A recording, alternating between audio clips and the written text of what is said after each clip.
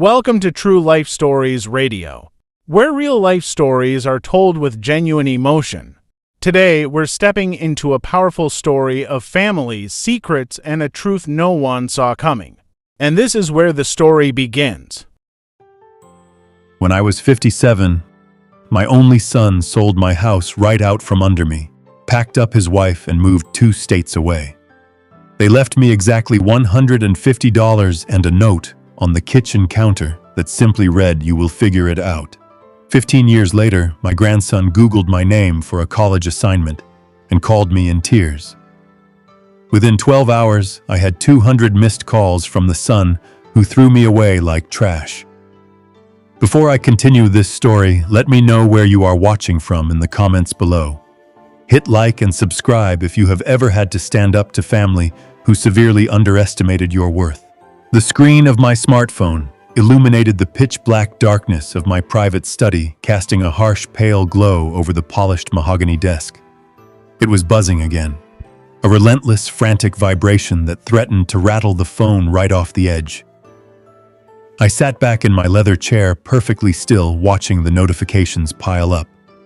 200 missed calls in just under 12 hours. The barrage had not stopped since noon. I picked up the device, feeling the cold metal against my calloused hands that had worked tirelessly for decades to build a life that my own flesh and blood had once stolen from me. I swiped the screen and answered, bringing the receiver to my ear without uttering a single word. Heavy, erratic breathing echoed through the speaker. Then a voice cracked the silence. It was young, trembling, and choked with tears. "Grandpa." The word hit me like a physical blow. It was Tyler. The last time I saw my grandson, he was just a 7-year-old boy playing in the dirt of my backyard, completely unaware of the monstrous betrayal his parents were orchestrating inside the house. I remained silent, letting the heavy reality of 15 years of absence settle between us. "Grandpa, please do not hang up," Tyler pleaded, his voice breaking. "I did not know, I swear to you, I did not know anything. I was doing a research paper for my university business class today. My professor assigned us to profile top philanthropists in the biotech industry. I typed your name into Google just to see if maybe somehow you were still alive. The Forbes magazine article came up. The biotech billionaire who donates half his wealth to senior housing initiatives. Grandpa, is that really you?" I closed my eyes, letting out a slow, measured breath. The silence of my sprawling top-floor penthouse felt entirely isolated from the chaos erupting on the other end of the line. "Yes, Tyler," I finally said, my voice steady, carrying the weight of a 72-year-old man who had survived absolute ruin. "It is me," a sob ripped from the young man's throat. Tyler was 22 now, but in that moment he sounded like a lost child. "They told me you abandoned us," he cried, his words tumbling out in a rushed, desperate panic. "Mom and Dad told me you ran off with some woman, that you took all the family money and left us with nothing. But the article said you started your company from scratch 15 years ago. It said you were left homeless." "Grandpa, what did they do to you?" I did not raise my voice. I did not need to. True power does not require shouting. "Your parents made a choice, Tyler," I replied calmly. "They made a choice to take everything I had, and they made a choice to lie to you about it. I built my life back from the ashes they left me in. I did not run away. I survived them." I could hear Tyler crying, the devastating realization of his parents' true nature crashing down on him. But before he could ask another question, the audio on his end muffled violently. There was a sudden, chaotic scuffle. I heard a door slam open, followed by a sharp gasp from Tyler. "Give me that phone," a harsh, demanding voice barked in the background. A brief struggle ensued, the sound of plastic scraping against skin, and then the line went dead for a fraction of a second, before a new voice spoke into the receiver. It was Brian. My son. The man who had looked me in the eye 15 years ago smiled and quietly sold the roof over my head. Dad Brian's voice was frantic, breathless, but beneath the manufactured panic, I could hear the unmistakable, sickening tone of absolute greed. "Dad, is that really you?" "Oh my God, we have been looking for you everywhere. For 15 years we have been trying to track you down." My grip on the phone tightened, but my heart rate did not spike. I felt no fear, no sudden rush of paternal love, only a cold, calculated clarity. The son who had discarded me like a broken tool was suddenly frantic to reconnect. Not because he missed his father, but because he had just discovered his father was worth billions. "Dad, please say something." Brian begged, his voice dripping with a sickly sweet desperation. "My company is in trouble. We are facing a massive crisis, and when Tyler showed us the article, I could not believe it. You have to tell me where you are. We are family, Dad. You have to save us." I listened to his frantic breathing, visualizing the sheer panic and avarice twisting his features. He was waiting for a lifeline, waiting for the forgiving, naive father he had left behind 15 years ago to rush in and rescue him. But that man was dead. They had killed him the day they handed me a crumpled $150. I pulled the phone away from my ear, hovered my thumb over the glowing red icon, and tapped it. The call disconnected with a sharp, definitive click. I dropped the phone back onto the mahogany desk, plunging the room back into total, undisturbed silence. The first move was his. The next one would be mine. Imagine returning home from your wife's funeral, only to find the locks changed, your belongings gone, and a crumpled $150 on the porch with a note from your only son reading, "You will figure it out." I did figure it out. For 15 years, they thought I had crawled into a hole to wither away. But yesterday, my 22-year-old grandson typed my name into a search engine for a college paper and uncovered a billion-dollar secret.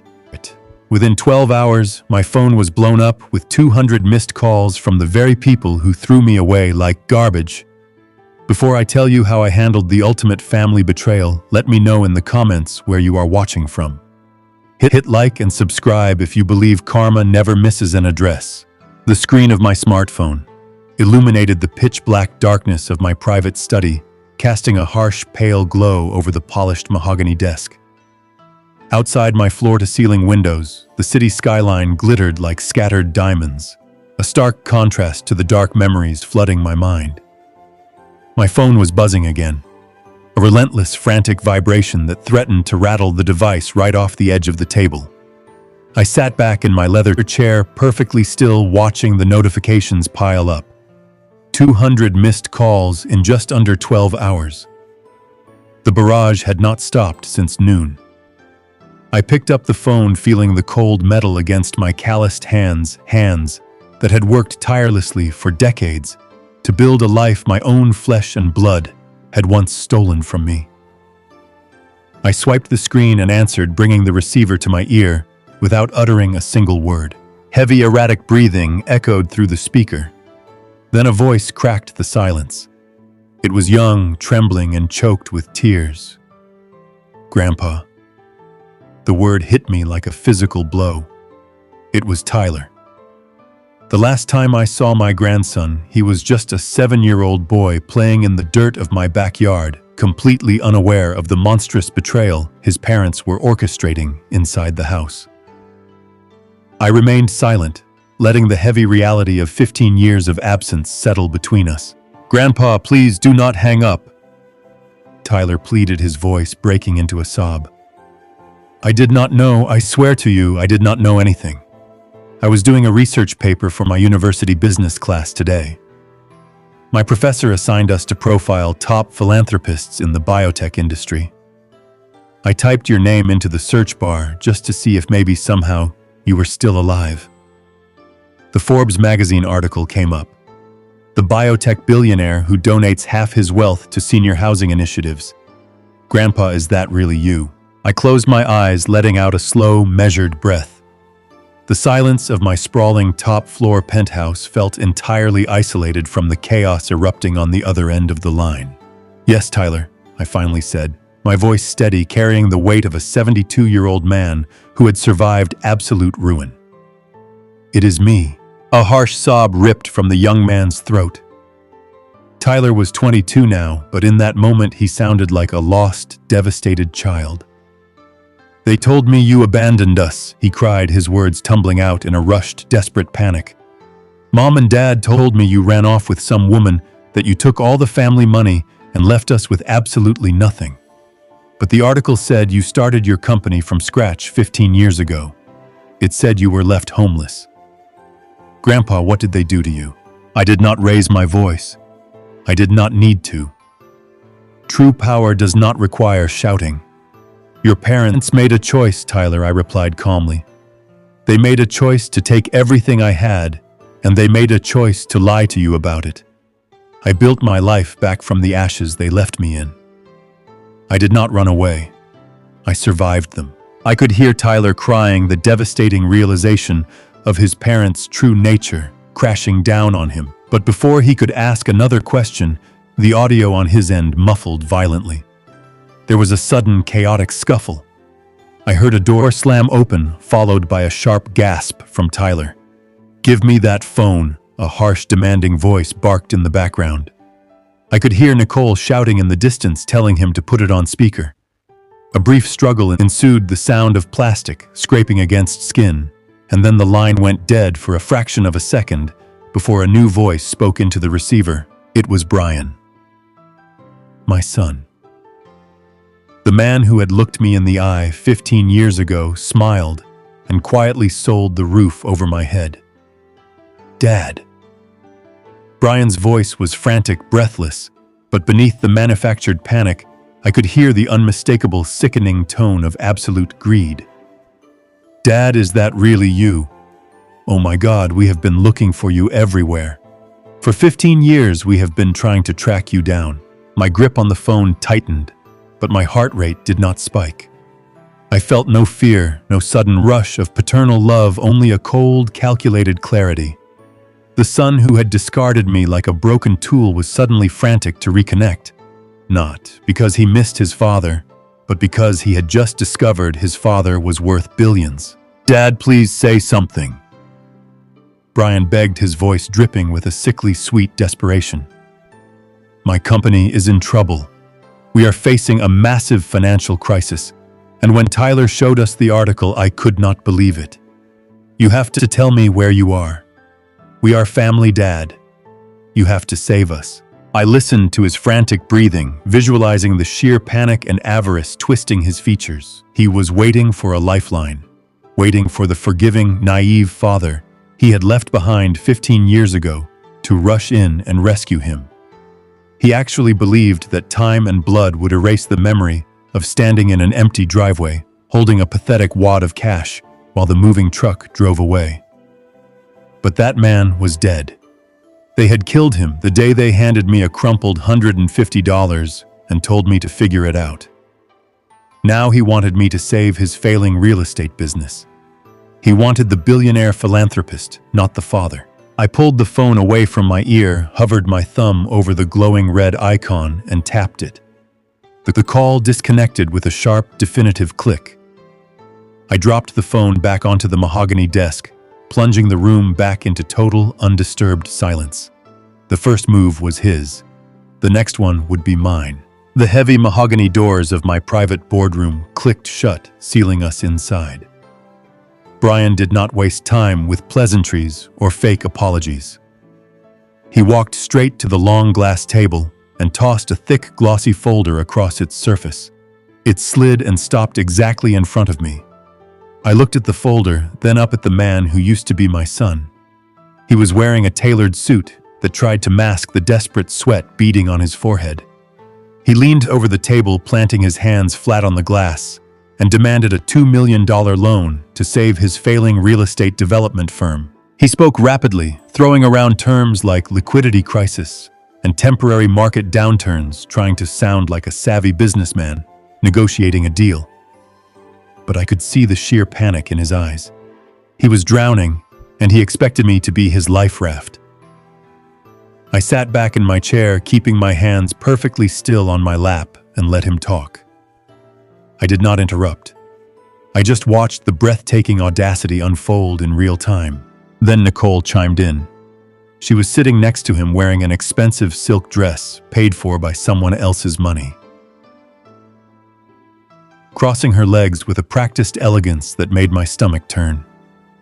She leaned forward, her voice dripping with a sickly, rehearsed sweetness that quickly turned into a sharp accusation.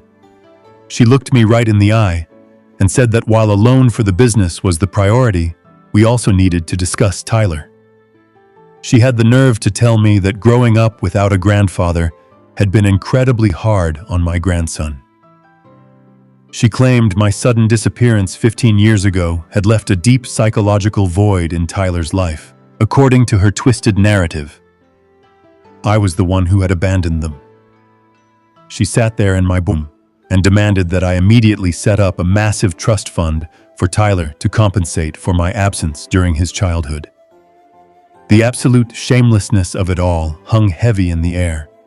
These were the two people who had tricked me into signing over my power of attorney while I was completely numb with grief over my late wife.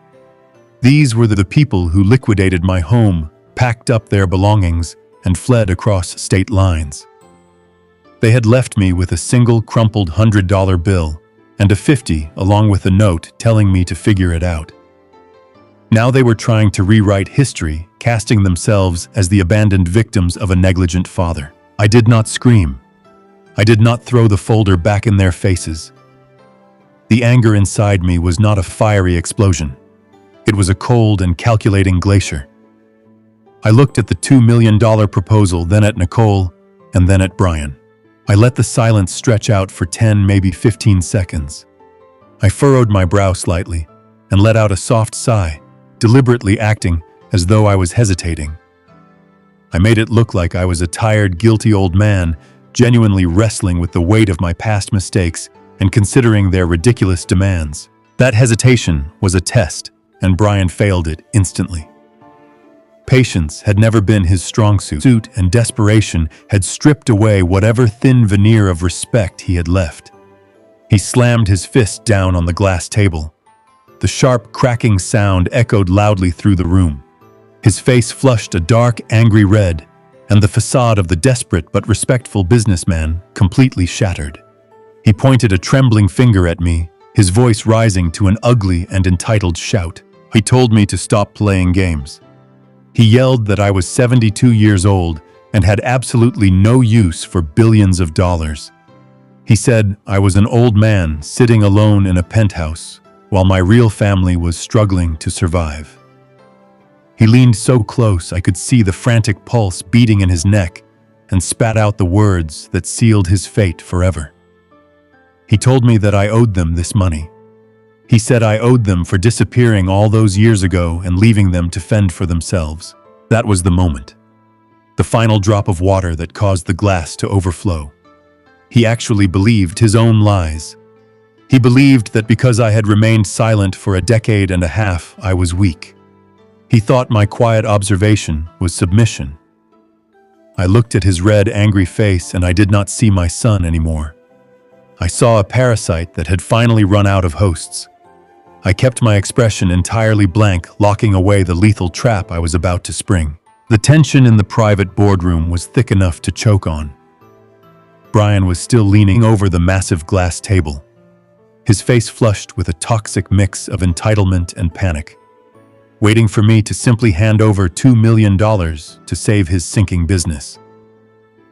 Before I could deliver my response, the heavy mahogany double doors of the boardroom flew open with a violent crash. They hit the wall so hard, the sound echoed like a gunshot through the sprawling room. There, standing in the doorway, chest heaving and eyes wide with a frantic, desperate energy, was Tyler. He looked like he had run all the way from his university campus. His heavy backpack slipped off his shoulder and hit the carpeted floor with a dull thud. He did not even look at me. His tear-filled eyes locked entirely on his parents. "Tyler, what are you doing here?" Brian snapped. His voice dropped an octave, trying to quickly mask his raw, pathetic desperation with parental authority.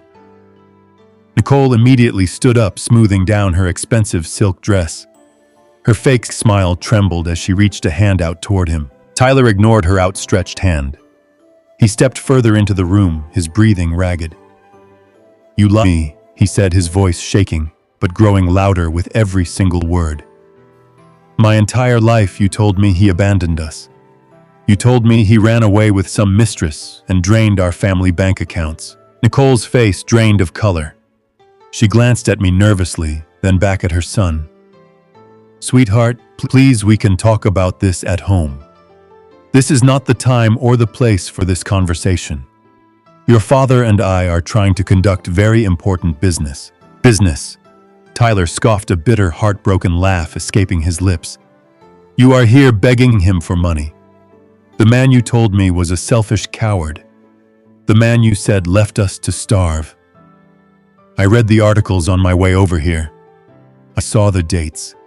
He lost everything the exact same month we moved into that massive house in the suburbs. You stole from him. You stole everything he had. The air in the room was instantly sucked out. Brian's face contorted into something ugly and terrifying. His carefully constructed facade of the struggling but respectable real estate developer completely vanished, replaced by a cornered, vicious animal. Shut your mouth, Brian roared. He closed the distance between him and his son in 2 long strides and raised his hand. The slap was deafening. The sharp, violent, cracking sound of flesh hitting flesh echoed off the high ceiling of the boardroom. Tyler stumbled backward, his hand flying to his rapidly reddening cheek, his eyes wide with absolute shock and betrayal. Nicole gasped, but she did not move a single inch to comfort her son. She just stood there, paralyzed by the collapse of her own lies. I did not think. I just moved. At 72 years old, you would assume my reflexes were slow, but the protective instinct of a grandfather is entirely immune to age. Before Brian could raise his hand to strike his son a second time, I wedged myself firmly between them. I shoved Brian back with a physical force that surprised both of us, making him stumble against the sharp edge of the glass table. Do not ever lay a hand on him again, I warned, my voice dropping to a low, lethal whisper. The room fell dead silent. Brian looked at me, rubbing his chest where I had shoved him. I was breathing heavily, his eyes darting wildly. You have no right to interfere, he spat, pointing a shaking finger at me. He is my son. You do not get to walk back into our lives after 15 years and dictate how I discipline my own child. I stood my ground, keeping Tyler safely tucked behind my shoulder. I could feel the young man tremble, but he did not step away from me. I stared at the man I had raised. In that precise moment, the last lingering shred of parental endurance completely evaporated from my soul. The hesitant, guilty old man they thought they were manipulating was entirely gone. In his place stood a man who had survived absolute ruin and built a billion-dollar empire from nothing. I looked at Brian not with anger, but with a chilling, ruthless clarity. The time for observation was over. It was time to spring the trap. I adjusted the cuffs of my suit jacket, deliberately breaking the tension with a terrifying, icy calmness. I took a slow breath and looked from Brian's furious face to Nicole's pale, greedy eyes. You are absolutely right, I said, letting the words hang heavily in the air. I owe you. I owe you both exactly what you deserve for the past 15 years. Brian slowly lowered his hand. His breathing calmed as the word "owe" triggered the parasitic greed inside his brain. His anger was instantly overridden by his desperate need for my wealth. I walked back to my leather chair, perfectly composed, and looked at them. Tomorrow night, my foundation is hosting our annual charity gala downtown, I said smoothly, my voice carrying the absolute authority of a man holding all the cards. Every major investor, media outlet, and industry leader will be in attendance. It is the biggest event of the year for my company. I want you both there. Dress well. Be on time. Tyler will be attending as my personal guest. Brian exchanged a rapid, calculating look with Nicole. He swallowed hard, his previous rage completely melting away into a desperate, hungry anticipation. And the loan, Brian asked, his voice shaking with renewed hope. The $2 million. I met his greedy, pathetic gaze and gave him a slow, measured nod. Tomorrow night, I will take the stage. Stage, I promised. And in front of everyone, I will officially announce my decision, regarding my successor and the future of my entire fortune. Be there, and you will get exactly what is coming to you. Brian's eyes lit up with a blinding, toxic ambition. A smug, victorious smile crept onto Nicole's face. They actually believed they had won. They had taken the bait, hook, line, and sinker, completely unaware that they were walking straight into their own execution. The heavy mahogany doors clicked shut, swallowing the frantic, desperate energy my son had brought into the room. I was alone again. The silence in the penthouse boardroom returned thick and absolute, a stark contrast to the explosive family drama that had just played out. I did not collapse into my leather chair. I did not rub my temples or shed a single tear over the broken relationship with my son. That grief had been buried 15 years ago. Now there was only the cold, mechanical precision of a man who had just invited a parasite to a feast. I reached for the sleek intercom on my desk and pressed the button. "Send Oliver in," I said. My voice was steady, stripped of any residual emotion. Within 60 seconds, the doors opened again. Oliver, my chief legal counsel and head of corporate intelligence, walked into the room. I was a man who moved with quiet efficiency, his face a perfect mask of professional detachment. He carried a thick leather briefcase which he placed gently onto the glass table right where Brian had slammed his fist moments before. "You asked me to dig into his company," Oliver said, clicking the briefcase open. "I did not just dig, Stanley. I brought out the heavy machinery." He pulled out a massive stack of confidential financial records, bank statements, and court filings, spreading them out across the table.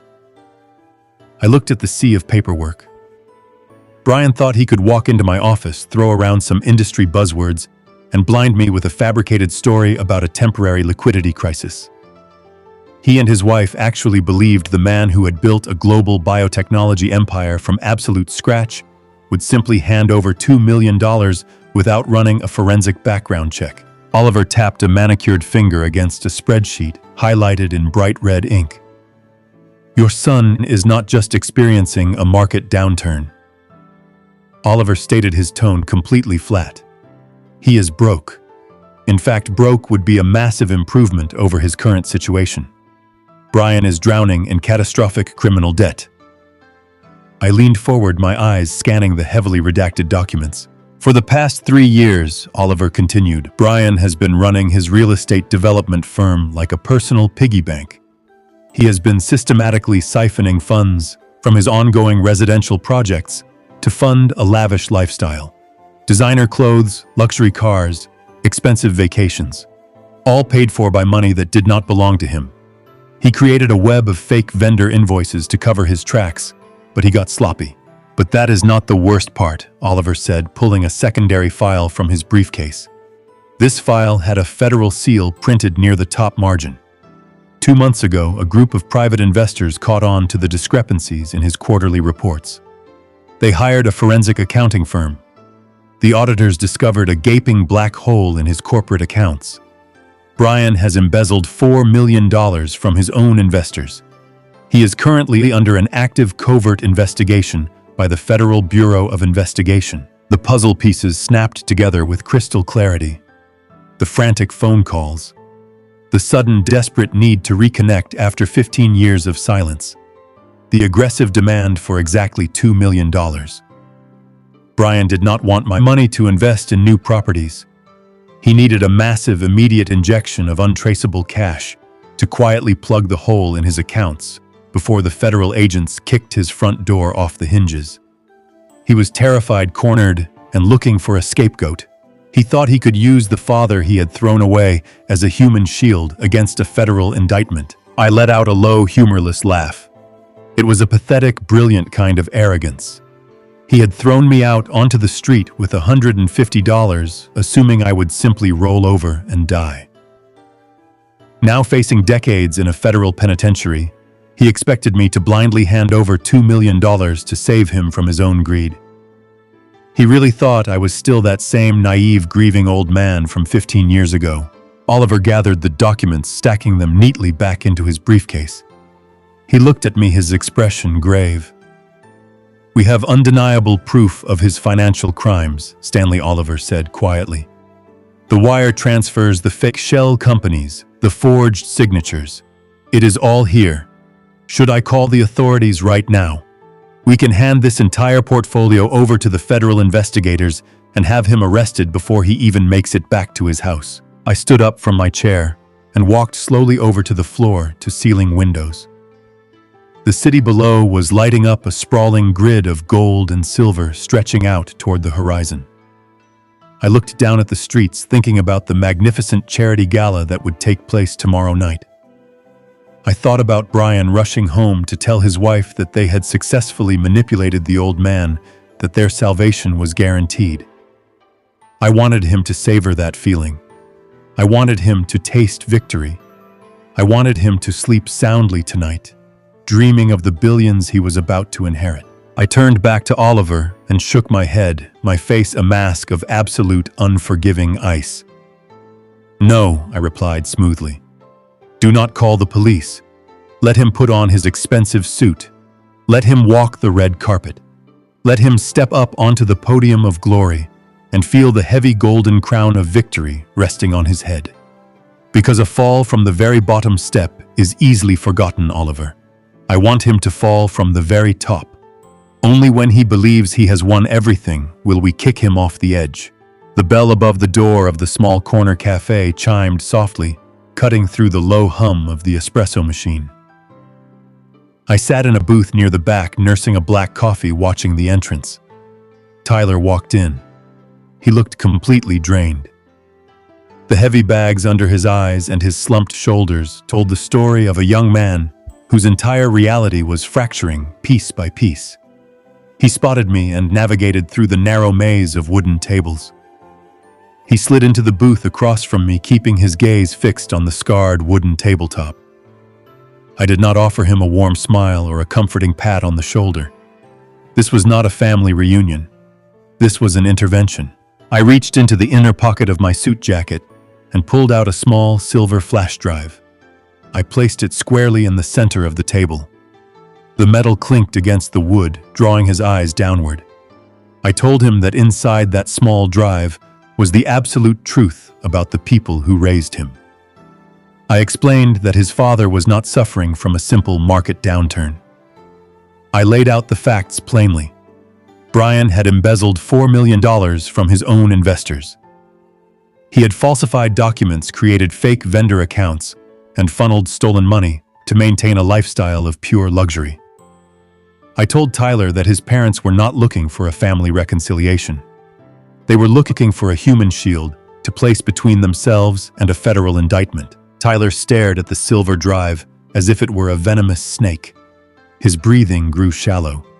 He asked me how they could do something so reckless, how they could lie so easily to everyone. I looked at my grandson and told him that lying was the easiest thing his parents ever did. I asked him to picture a 57-year-old man coming back from the cemetery. I had just buried my wife, his grandmother. The house was supposed to be a place of mourning and comfort. Instead, I walked up to the front porch and found the door locked. My key did not turn. I looked through the front window and saw that the living room was completely empty. Every piece of furniture, every photograph, every memory had been stripped bare. I kept my voice incredibly steady as I described the sheer, breathless panic of that afternoon. I told him about the single envelope waiting on the doormat. Inside was exactly $150 in crumpled bills and a handwritten note from his father. The note just said to figure it out. They had exploited my absolute grief. They had tricked me into signing over my assets, while my mind was clouded with sorrow and heavy medication. They took my home, my life savings, and my only grandson, and they drove away across state lines without ever looking back. A heavy, suffocating silence fell over the small booth. Tyler covered his face with his hands. His shoulders shook violently as he tried to muffle his sobs. The crushing weight of the truth was breaking him down entirely. He had looked up to the life of privilege he had enjoyed. It was all built on the bones of an old man they had left for dead. He whispered that they were monsters. He kept repeating it, his voice cracking with absolute disgust and heartbreak. I did not disagree with him. I let him cry. I let the pain of the betrayal burn away the last remaining illusions he held about his family. It was a brutal thing to watch a young man lose his parents while they were still alive, but a surgeon does not hesitate to cut away infected tissue. The infection simply had to be removed. I waited until his breathing slowed, and he finally wiped his eyes with the back of his sleeve. I leaned forward, resting my forearms on the table, and pushed the silver flash drive a few inches closer to him. I told him that tomorrow night, the entire city would be watching the charity gala. I told him that his parents would be sitting in the front row, wearing clothes bought with my stolen credit line, waiting to be crowned the heirs to my empire. Then I gave him a mission. I told Tyler that right before I took the stage, he needed to take that flash drive and walk toward the rear exit of the grand ballroom. I instructed him to look for a tall man wearing a dark gray suit standing near the service doors. I told him to hand the drive directly to that man. Tyler looked up at me, his eyes wide and red. He asked me who the man in the gray suit was. I did not answer his question. I simply told him that for his entire life, his parents had made his choices for him. They had chosen what he believed, who he trusted, and what kind of life he lived. But tomorrow night, the choice belonged entirely to him. I told my grandson that he had to choose a side. He could take the drive, walk away, and stand with the people who had built their lives on lies and theft. Or he could hand over the drive and stand with the truth. I picked up my coffee, took a final sip, and stood up from the booth. I looked down at the young man wrestling with the hardest decision of his life. Tyler reached out with a trembling hand, his fingers closing tightly around the cold metal of the flash drive. He looked up at me and gave a single definitive nod. The battle lines were drawn. The grand ballroom of the downtown luxury hotel was a sea of glittering crystal and relentless flashing lights. It was the night of my foundation's annual charity gala, the absolute pinnacle of the city's corporate and social calendar. Down below, on the sprawling red carpet that poured into the main hall, a circus of media and high society was already in full swing. The bright flashes from the photographers popped like tiny bursts of lightning, illuminating the absolute peak of my son's arrogance. Brian and Nicole were standing right in the center of the media frenzy, basking in the glow of a spotlight they had done nothing to earn. They looked like royalty draped in the kind of staggering luxury that could only be bought with stolen money. Brian was wearing a bespoke midnight blue tuxedo that fit him flawlessly. Nicole stood beside him in a breathtaking floor-length emerald gown, her neck and wrists dripping with diamonds. I knew exactly how much those outfits cost, because the fraud notifications from my corporate credit accounts had been lighting up my phone all afternoon. They had spared absolutely no expense treating my name and my credit line as their personal limitless bank account. They were parading around in the spoils of their impending victory, completely unaware that every single diamond, every single thread of silk was just another nail in their legal coffin. I stood alone on the curved second-floor mezzanine balcony, hidden in the soft shadows, looking down at the spectacle. The acoustics of the grand hall carried their voices up to me with perfect clarity. A local financial reporter shoved a microphone toward Brian, asking about his sudden appearance in the city and his role in my biotech empire. Brian flashed a practiced, devastatingly charming smile. He wrapped an arm tightly around Nicole's waist, pulling her close to present the flawless image of a devoted family man. He leaned into the microphone, his voice dripping with a sickening, carefully manufactured humility. "My father is a brilliant man," Brian said smoothly, looking out at the sea of reporters. "He has built something truly incredible here.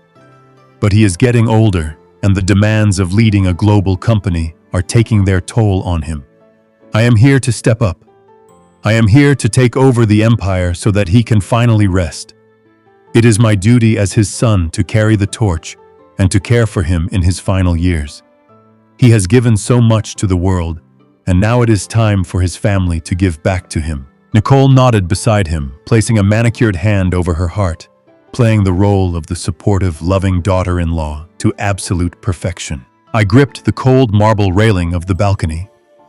The sheer, unadulterated poison of his words was almost impressive. He stood there, soaking in the admiration of the press, painting himself as the loyal heir rushing to the side of his weary father. This was the same man who had left me with $150 and a note telling me to figure it out. This was the man who was currently being hunted by federal agents for embezzling $4 million from his own investors. He was putting on the performance of a lifetime, building his pedestal higher and higher, inflating his ego until it consumed the entire room. That was exactly what I wanted. I wanted him to feel the intoxicating rush of absolute power. Suddenly, a sharp-eyed journalist from a major business publication looked up and spotted me standing on the mezzanine. The murmur in the massive crowd shifted as dozens of heads tilted upward. The popping of the camera flashes redirected, illuminating my face in the shadows. Brian followed their gaze, looking up at me. His charming smile faltered for a fraction of a second, a flicker of nervous anticipation crossing his eyes, before he quickly recovered and beamed up at me with fake adoration. Mr. Stanley, the journalist, called out, his voice echoing off the high ceilings of the grand hall. Your son just spoke about the future of your company. Will you be stepping down tonight? Are you officially handing over power and naming him as your successor? The entire ballroom went dead silent. Hundreds of eyes, including the greedy, desperate eyes of my son and his wife, were locked entirely on me. They were waiting for the validation they thought they had successfully manipulated out of me. They were waiting for me to publicly surrender my life's work into their thieving hands. I rested my hands on the railing and looked directly down at Brian. I let the silence stretch out, letting his anticipation reach a fever pitch. I offered a slow, calm smile that gave absolutely nothing away. Tonight is a very special night. I projected my voice clearly so that every reporter, every investor, and every single guest in the room could hear me. It is a night about legacy, about truth, and about the future. I have made my decision regarding the fate of my company and my fortune. And I promise you tonight, everything will be given to the one who truly deserves it. The reporters erupted into excited chatter, frantically scribbling notes and snapping more photos. Down below, Brian's eyes lit up with a blinding, euphoric triumph. Nicole visibly let out a long breath of relief, her fake smile stretching from ear to ear. They heard my words and translated them through the lens of their own staggering narcissism. They truly believed they had won the ultimate prize. They had no idea that the curtain was about to rise on their total destruction. The heavy velvet curtains parted, and I stepped out onto the main stage of the grand ballroom. The sheer intensity of the theatrical spotlights hit me instantly, washing out the sea of faces in the cavernous room and casting a brilliant, blinding glow over the podium. As I walked toward the center of the stage, the low buzzing symphony of hundreds of overlapping conversations began to fade. The clinking of crystal champagne flutes and the soft shuffling of expensive shoes died down completely until a heavy, expectant silence settled over the entire hall. This was the moment the city's elite had been waiting for all evening. I adjusted the microphone, the metallic scrape echoing loudly across the room. I looked down into the audience. Because of the harsh stage lighting, the people in the back were just shadowy silhouettes, but the front row was perfectly illuminated. Standing dead center, practically pressing their knees against the velvet rope that separated the stage from the crowd, were Brian and Nicole. They were practically vibrating with anticipation.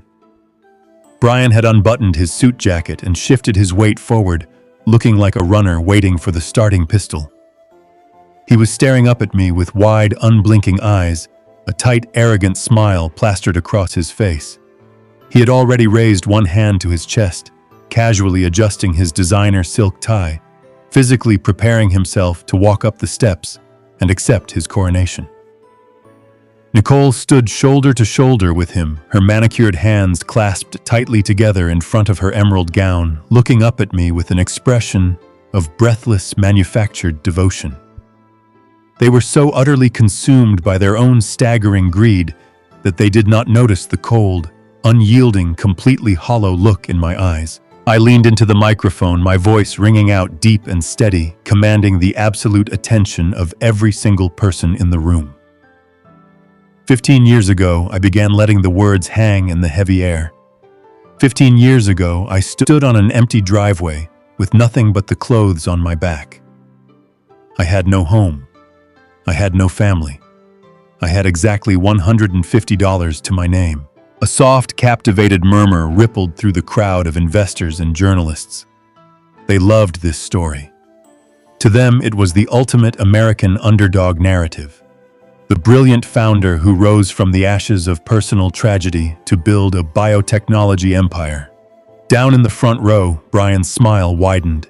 He nodded along, slowly playing the part of the proud son, assuming this was just the dramatic prelude to his grand introduction.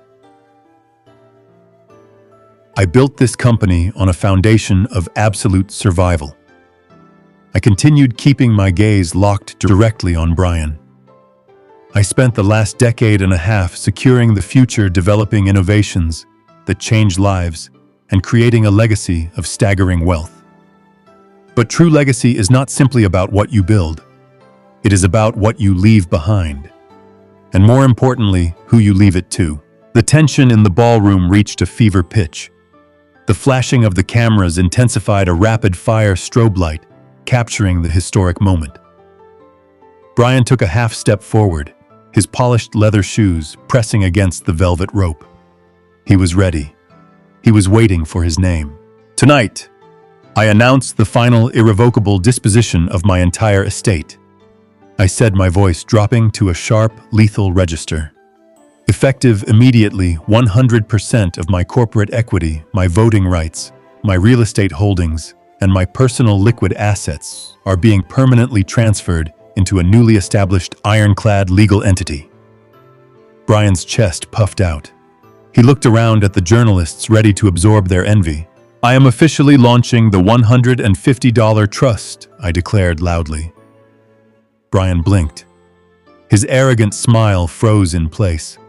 A flicker of deep, genuine confusion crossed his eyes. Nicole's clasped hands slowly lowered to her sides. This foundation. I continued, projecting my voice over the sudden confused whispering of the crowd.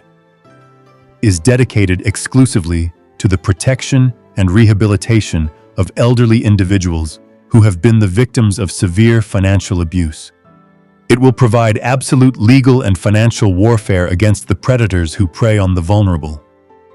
Specifically, it is designed to hunt down and prosecute family members, the sons and daughters who manipulate, discard, and rob the very parents who gave them life. The ballroom descended into an absolute suffocating silence. The reporters stopped snapping pictures. The wealthy elites stared up at the stage in pure shock. I looked down at the front row. The blood had entirely drained from Brian's face. He looked like a man who had just been thrown out of an airplane without a parachute. His mouth was slightly open, his breathing shallow and rapid. Nicole looked like she was going to be physically sick. Let me be perfectly clear so that there is absolutely no confusion regarding the future of my empire, I said, driving the final nail into their coffin with surgical precision. My wealth belongs to the forgotten. It belongs to the betrayed. It will fund a fortress for those left out in the cold.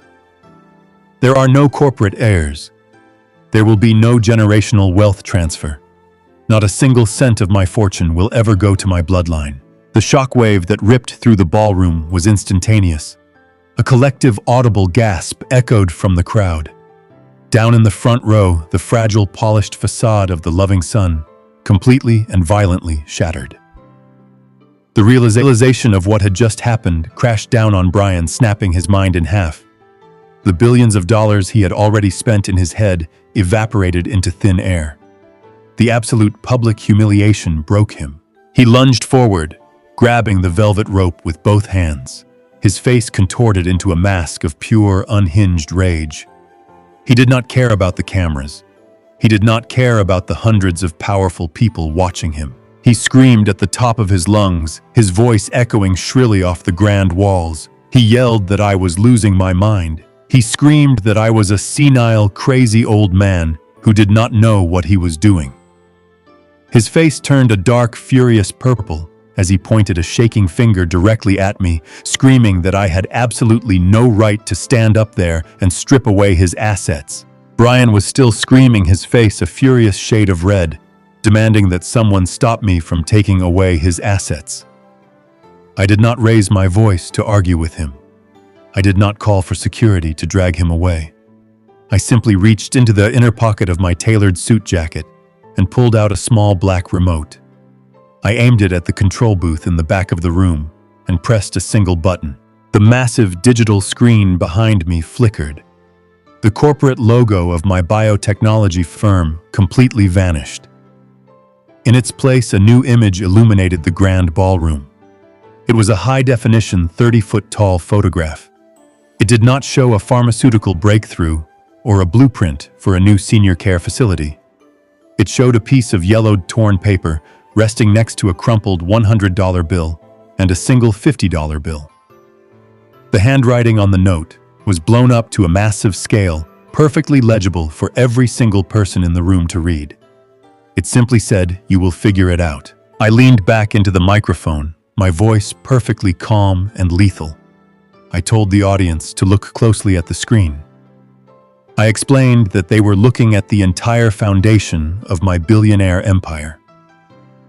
I told them this was the generous inheritance my only son left for me 15 years ago. A wave of confused muttering rolled through the crowd. I did not let them wonder for long. I told the packed ballroom exactly what happened the week I buried my wife. I described the heavy fog of grief that had completely paralyzed me. I explained how Brian, the man standing in the front row, pretending to be a devoted son, had approached me while I was heavily medicated and numb with sorrow. He handed me a stack of papers claiming they were just routine hospital bills and life insurance documents that needed my signature. I trusted my son. I signed them without reading a single word. I told the crowd how I came back from a walk a few days later to find the locks on my own front door changed. The house had been quietly sold out from under me. My son and his wife had packed up all their belongings, emptied our joint bank accounts, and fled across state lines. They left me standing on the porch with absolutely nothing but the clothes on my back, that pathetic wad of cash, and a cruel handwritten note. The silence in the grand ballroom shattered. A collective deafening roar of shock and absolute disgust erupted from the hundreds of investors, philanthropists, and journalists. The reporters at the edge of the stage instantly realized they had just stumbled into the greatest corporate scandal of the decade. They turned their heavy cameras away from the podium and aimed them directly down at the front row. A relentless, blinding barrage of camera flashes hit Brian right in the face. He stumbled backward, throwing his hands up to shield his eyes. His arrogant, polished posture completely collapsed. He looked like a cornered animal, frantically shaking his head and muttering to himself. The wealthy elites and powerful industry leaders who had just been shaking his hand and toasting to his future suddenly stepped away from him. They backed up, leaving a wide, empty circle around Brian and his wife, treating them like they were carrying a highly contagious disease. Brian tried to speak, tried to defend himself, but the crowd was shouting over him. The public humiliation was absolute and crushing. The glorious coronation he had been dreaming about all night had transformed into a brutal, televised execution. Every lie he had told the media earlier that evening was now choking him. Nicole watched their entire future turn to ash in a matter of seconds. The realization that they were not getting a single cent of the billion-dollar fortune hit her, followed immediately by the terror of public destruction. Her perfectly crafted image of the loving daughter-in-law evaporated. Pure, unhinged panic took over her body. She lunged forward with a sudden, violent energy. She ripped a heavy microphone right out of the hands of a stunned financial reporter standing near the velvet rope. She gripped it with both hands, her knuckles turning white, and screamed into the device. Her voice echoed shrilly over the grand speakers bouncing off the high ceilings. She yelled that I was a liar. She frantically pointed her finger at the stage, her breathing heavy and erratic. She screamed to the crowd that they were listening to a crazy, senile old man who was making up stories for attention. She desperately tried to spin a new narrative on the spot, shouting that I was the one who had abandoned them. She claimed that I had drained the family accounts and run away with a mistress, leaving her and Brian to suffer in poverty. She begged the journalists to stop taking pictures, pleading with the investors not to believe a single word I had said. She was completely hysterical, spiraling into a web of pathetic, fabricated lies. She opened her mouth to scream another accusation, to paint herself as the ultimate victim. But before she could utter another sound, a new voice cut cleanly through the chaos. It was young, shaking with raw emotion, and amplified by the ballroom sound system. All the camera flashes abruptly stopped. Every single head in the grand hall, including Nicole and Brian, turned away from the stage and looked straight toward the heavy service doors at the back of the room. The shrill, frantic echoes of Nicole screaming her fabricated lies into the microphone were suddenly cut short. The heavy wooden service doors at the very back of the grand ballroom slammed open with a resounding boom that vibrated through the floorboards. Every single camera flash stopped. Hundreds of powerful investors and aggressive journalists turned their heads in unison. Walking down the long center aisle, perfectly illuminated by the crystal chandeliers. Overhead was Tyler. My 22-year-old grandson did not look like the terrified college student who had sat across from me in that small corner cafe just 24 hours ago. His shoulders were pulled back. His jaw was clenched tight. He walked with a heavy, deliberate purpose straight toward the brightly lit stage. Nicole froze. She stood near the velvet rope holding the stolen microphone, her face pale and shining with nervous sweat. She stared at her son as if she had seen a ghost. Brian, who was still reeling from the devastating blow of his public exposure, turned around and locked eyes with Tyler. Brian demanded to know what he was doing here. He ordered Tyler to get out of the room, to go back to the hotel and stay out of adult business. He was trying to assert his parental authority, trying to salvage the last tiny fraction of his crumbling empire. But his words fell on completely deaf ears. Tyler did not stop walking. He did not look at his father. His eyes were locked entirely on his mother. Tyler reached the edge of the stage. He stepped right over the velvet rope, completely ignoring the security guards, who were too stunned by the unfolding drama to intervene. He walked right up to Nicole. She tried to force a shaky, motherly smile. She reached out a trembling hand and told him to tell these people that the old man was lying. She begged him to back up her story, to tell the press how much they had suffered. Tyler looked down at her. He reached out and grabbed the microphone right out of her sweating hands. He held it up to his mouth, and his voice echoed across the massive, silent ballroom. He looked his mother dead in the eye and told her to shut her mouth. A collective gasp ripped through the elite audience. Reporters scrambled to turn their cameras back on, capturing every single agonizing second of this family destruction. Nicole stumbled backward as if she had been physically struck. Tyler turned his back on his mother and faced the sea of journalists. He did not hesitate. He told the absolute, unvarnished truth. He announced his name into the microphone and declared that everything he had just said was completely true. He told the silent, packed room that for his entire life his parents had fed him a sickening, poisonous lie. They told him his grandfather was a coward who drained the family accounts and ran away. Tyler paused, his voice shaking with raw emotion, but he did not back down. He pointed a finger directly at Brian. He told the crowd that his father was a thief and a fraud. He revealed that just yesterday he had discovered the absolute truth. He told them how his parents had left his grandfather homeless, with exactly $150 to his name. He explained how they fled the state and built their fraudulent luxury lifestyle on the back of an old grieving man. Tyler looked at the investors in the front row and told them that his parents did not come to this gala to celebrate a legacy. They came to steal what was left of it, because their own real estate business was entirely bankrupt. They came to use a 72-year-old man as a human shield against their own catastrophic crimes. The ballroom erupted into total, absolute chaos. Journalists shouted questions over each other, their voices blending into a deafening roar. Investors pulled out their phones frantically, dialing their financial advisors to pull any backing they had with Brian. The public execution was absolute and flawless. Nicole covered her face with her hands, sobbing hysterically as the reality of prison and poverty crashed down on her. But Brian did not cry. The last remaining thread of his sanity completely snapped.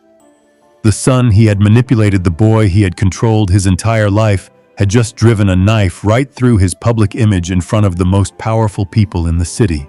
Pure, unadulterated rage blinded Brian. He let out a feral, completely unhinged scream that pierced through the noise of the crowd. He lowered his head and charged the stage like a rabid animal. He vaulted over the velvet rope, his eyes fixed entirely on Tyler. He raised his fist, preparing to deliver a devastating, violent blow to his own son just to make him stop talking. He wanted to punish the boy for tearing down his empire. He wanted to violently silence the truth.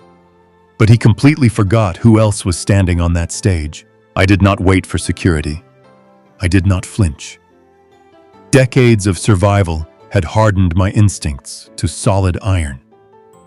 As Brian lunged toward Tyler, I stepped directly into his path. I planted my feet and drove both of my hands hard into the center of his chest. The sheer momentum of his charge met the immovable force of a man who had absolutely nothing left to lose. Brian lost his footing.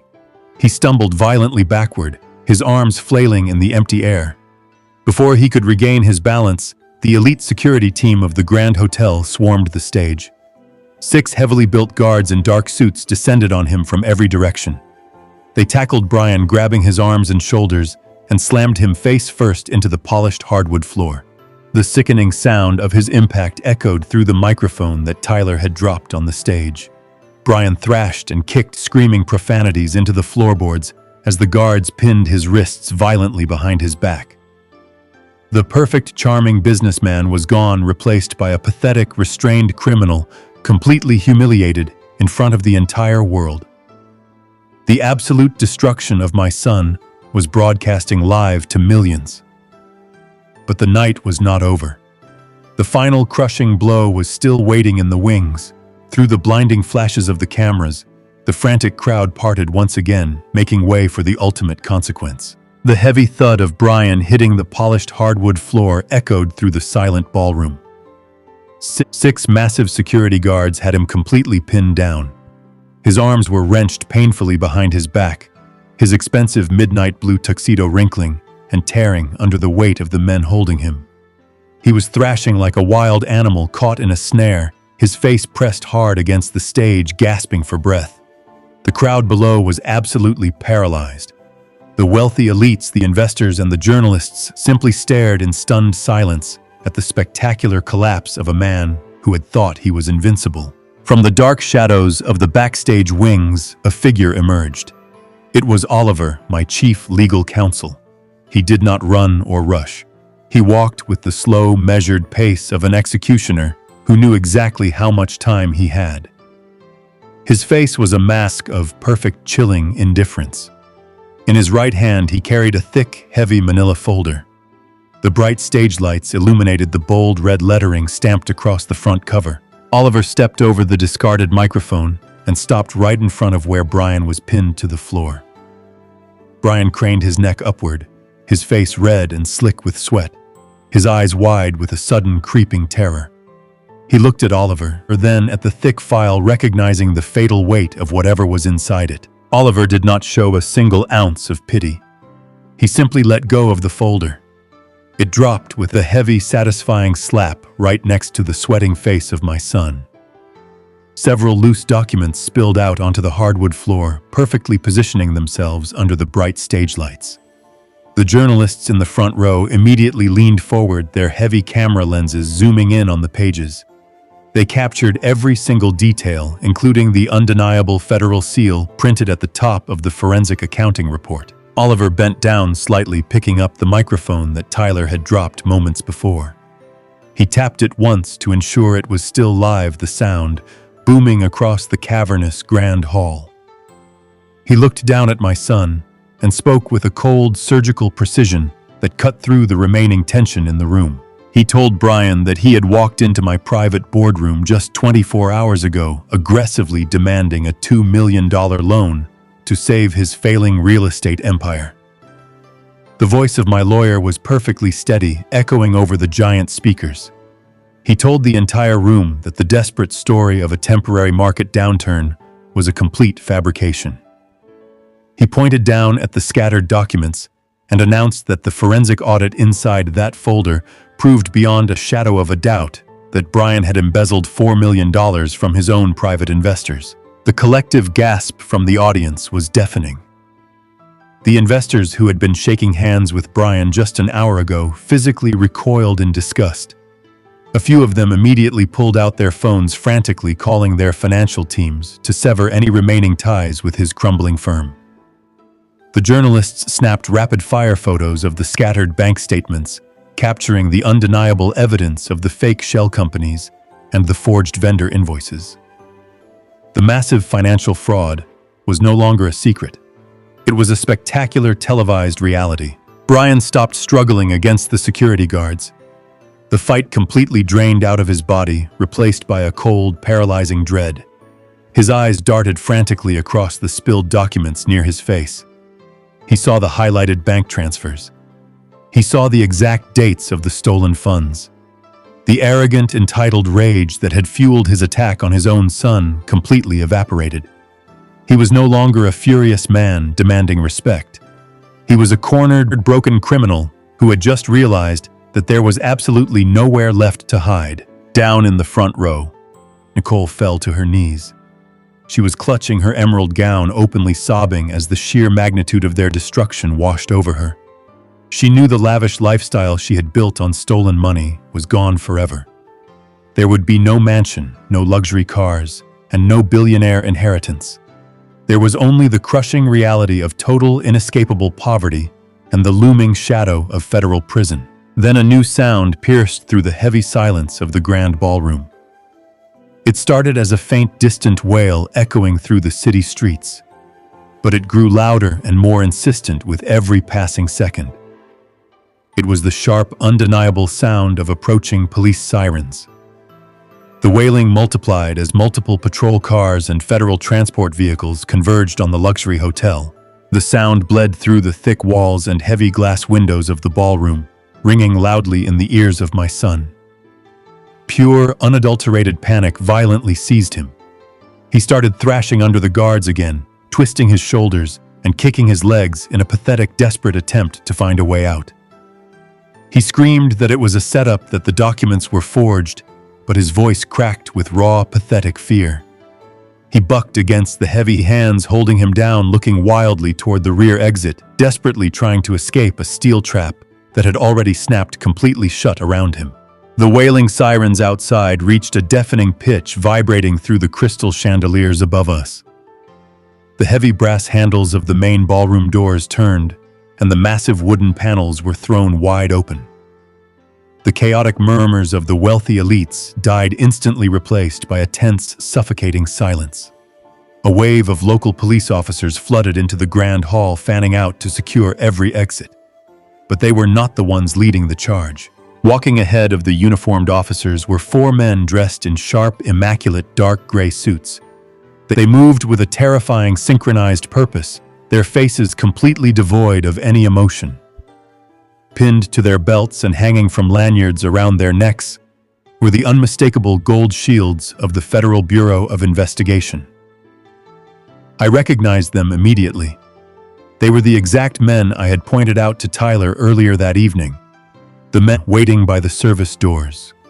The men who now possessed the silver flash drive containing every single piece of evidence required to bury my son in a federal penitentiary for the rest of his natural life. The crowd parted for them like the Red Sea. Billionaires, philanthropists, and aggressive journalists practically shoved each other out of the way to clear a wide path. The federal agents did not spare a single glance for the cameras or the glittering guests. Their eyes were locked dead ahead, marching in a straight, unwavering line directly toward the stage where Brian was still pinned to the hardwood floor. Brian twisted his head, his cheek smearing against the polished wood, trying to see who was coming. When he saw the gold badges shining under the stage lights, the last remaining ounce of fight evaporated from his body. His shoulders sagged and a pathetic whimpering sound escaped his throat. He looked past the agents and saw Tyler standing near the edge of the stage. The realization hit him like a freight train. He finally understood exactly who Tyler had handed that flash drive to. The betrayal he felt in that moment was profound, but it was nothing compared to the absolute devastation he had inflicted on me 15 years ago. The lead agent stepped onto the stage, his polished shoes crunching over the spilled forensic accounting documents Oliver had dropped moments before. He signaled to the hotel security guards. The guards stepped back, hauling Brian up to his knees. The federal agent looked down at my son, pulling a pair of heavy steel handcuffs from his belt. He recited the charges in a loud booming voice that echoed off the high ceilings. Wire fraud, embezzlement, grand larceny, conspiracy to defraud investors of $4 million. Every single word was another massive blow, crushing the fake empire Brian had built. While the agent read Brian his rights, my attention was pulled downward by a sudden, desperate movement. Nicole had been kneeling in the front row, paralyzed by the sheer magnitude of their public destruction. But as the cold reality of federal prison materialized right in front of her eyes, her paralysis broke into absolute, unhinged terror. She realized the stolen corporate credit cards, the designer gowns, and the luxury cars were all gone.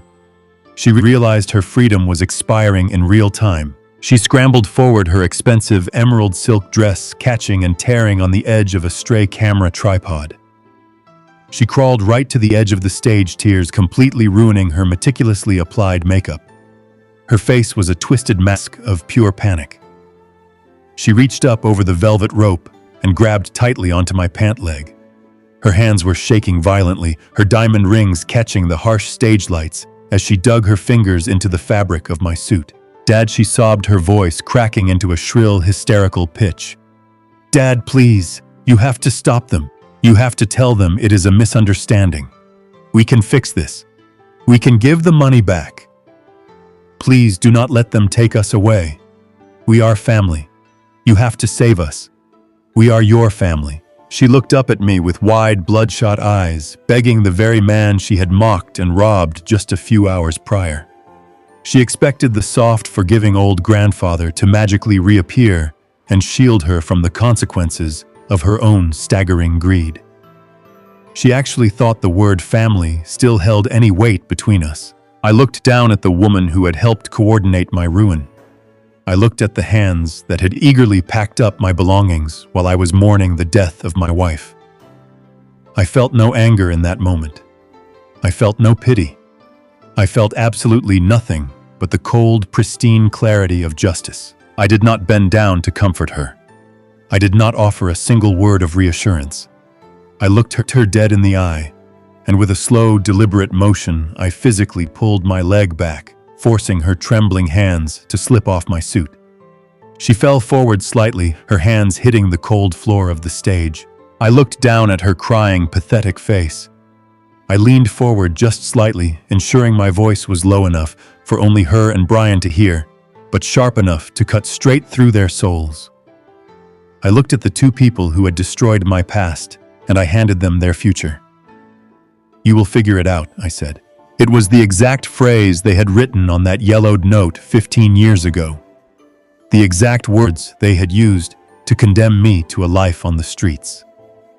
Hearing those words repeated back to her completely broke whatever was left of Nicole's spirit.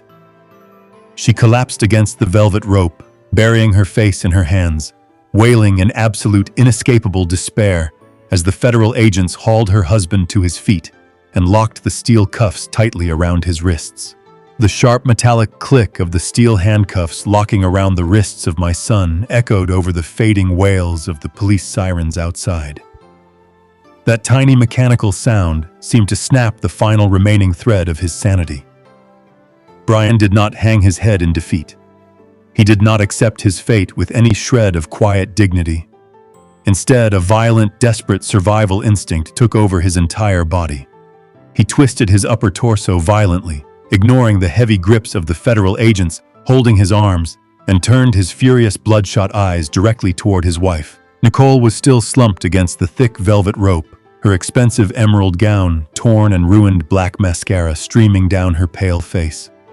Brian looked at the woman he had partnered with to destroy my life, and without a single second of hesitation, he threw her entirely under the bus. He screamed at the federal agents, his voice cracking with absolute panic. He told them to arrest her immediately. He yelled that he was not the mastermind, that Nicole was the one who had orchestrated the entire conspiracy. He jerked his cuffed hands awkwardly in her direction and shouted that she was the one who forced him to sell my house 15 years ago. He told the stunned crowd of investors and journalists that Nicole was the one who forged the legal documents and manipulated the power of attorney while I was heavily medicated and grieving my late wife. The sheer, unadulterated betrayal in his voice was spectacular to witness. He was completely willing to sacrifice the mother of his child if it meant shaving even a single month off his impending federal prison sentence. Hearing those accusations, Nicole stopped crying immediately. Her profound despair instantly mutated into pure, venomous rage. The polished, elegant society wife vanished, completely replaced by a cornered, vicious predator. She scrambled up from the hardwood floor, ignoring the torn silk of her dress, and lunged directly toward her husband.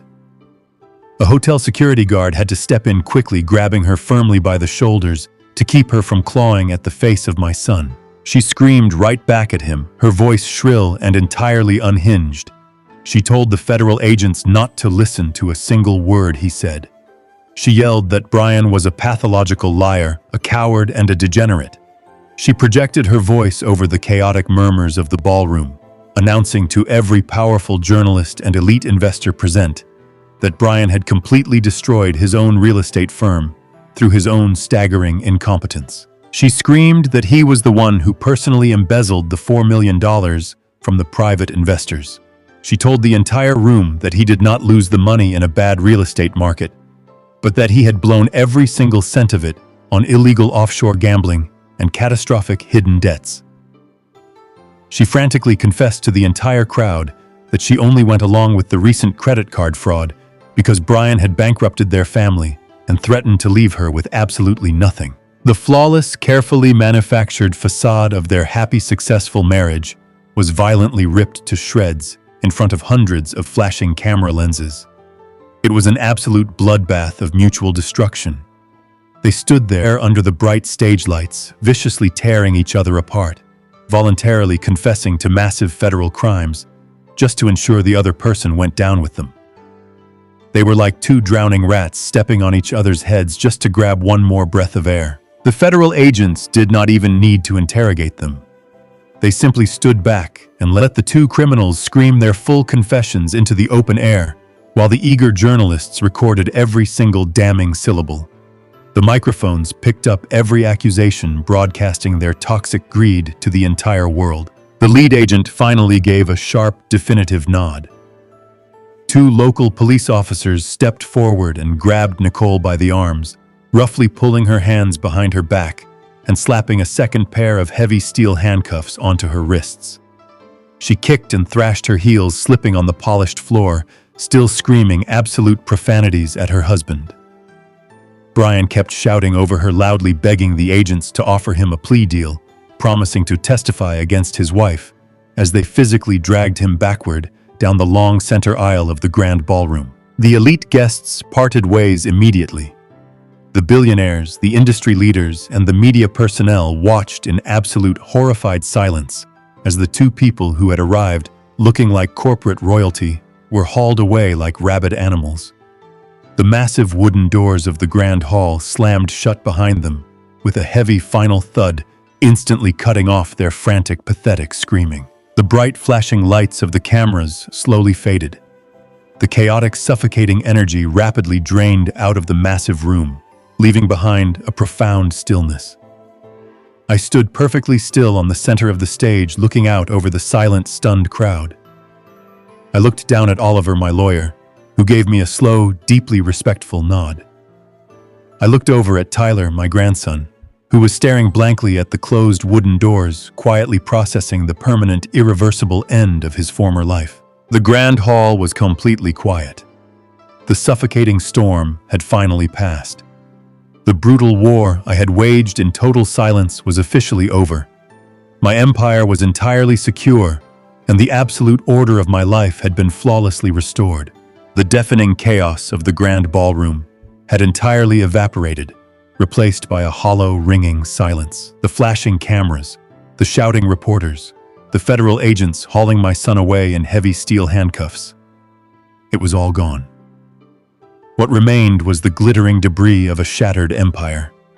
Broken champagne flutes, abandoned cocktail napkins, and the scattered, trampled pages of the forensic accounting report littered the expensive hardwood floor.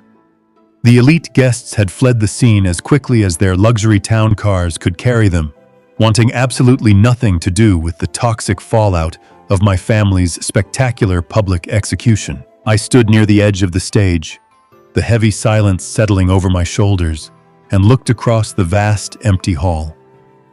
There, huddled in the dark shadows of the grand, sweeping staircase, was Tyler. My 22-year-old grandson had completely collapsed. He was sitting on the bottom marble step, his elbows resting on his knees, his face buried deep in his hands. His shoulders shook with violent, silent sobs. He had just watched federal agents drag his mother and father out of the building to face decades in prison. He had just stood in front of the world and permanently destroyed the only family he had ever known. I knew exactly what was crushing him in that moment. It was not just the trauma of the betrayal. It was the terrifying, suffocating realization of his new reality. An hour ago, he was the privileged heir to a sprawling real estate fortune, a young man who had never had to worry about a single credit card bill or tuition payment. Now he was the son of 2 convicted felons. His last name was permanently stained with the ugly brush of a massive federal fraud scandal. The imaginary trust fund his parents had promised him was completely gone, replaced by a staggering mountain of student loan debt that he was now entirely responsible for. He had absolutely nothing, and he was completely alone. A younger, softer version of myself might have walked over to those stairs and wrapped my arms around him. I might have told him that everything was going to be all right, that I would fix it, that I would write a massive check and make the pain go away. But I had learned the hard way that shielding a young man from the harsh consequences of reality does not protect him. It only corrupts him.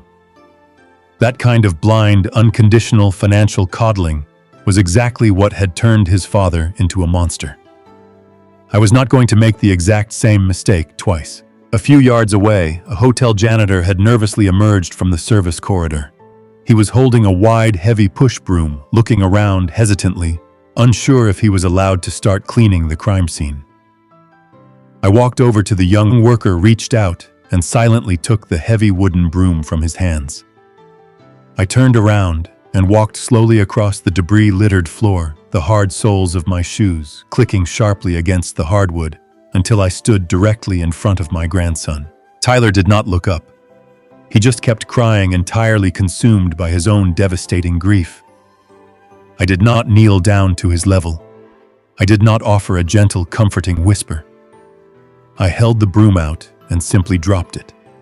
The heavy wooden handle clattered loudly against the marble steps, landing just inches from his expensive leather shoes. Tyler flinched, pulling his hands away from his tear-streaked face. He looked down at the broom, then slowly tilted his head up to look at me. His red, swollen eyes filled with absolute confusion. "You did a very brave thing tonight, Tyler," I said, my voice perfectly steady, carrying a firm, unyielding authority. "You stood up in front of the world and chose the truth over a comfortable, profitable lie. I respect you for that. But crying on the floor of a luxury hotel is not going to pay off your student loans. It is not going to put food on your table, and it is certainly not going to rebuild your ruined reputation." Tyler stared at me, his breath hitching in his throat. He expected me to save him. He expected this billionaire grandfather to pull out a checkbook and magically erase the terrifying uncertainty of his future. I looked him dead in the eye and shattered that expectation immediately. The illusion of your wealth died tonight, I told him, gesturing to the empty, messy ballroom around us. Your parents spent their entire lives trying to steal their way to the top because they were fundamentally terrified of hard work. They taught you how to wear an expensive suit, and they taught you how to act like you were better than everyone else, but they never taught you how to actually survive. It is time for you to learn. Pick up the broom, Tyler. Start cleaning up this mess. Honest labor will clear your head. The silence between us stretched out heavy and absolute. I watched the internal battle play out across his young, tear-stained face. He looked at the broom, then out at the massive, daunting mess scattered across the ballroom floor. For a terrifying second, I thought he was going to refuse. I thought the toxic entitlement his parents had drilled into his skull was going to win out over his desire to change. But then Tyler reached up and wiped his face with the back of his sleeve. He took a deep, shuddering breath, leaned forward, and wrapped his hands tightly around the rough wooden handle of the broom. He stood up, towering over the debris, and took his very first step forward. It was the absolute hardest thing he had ever been asked to do.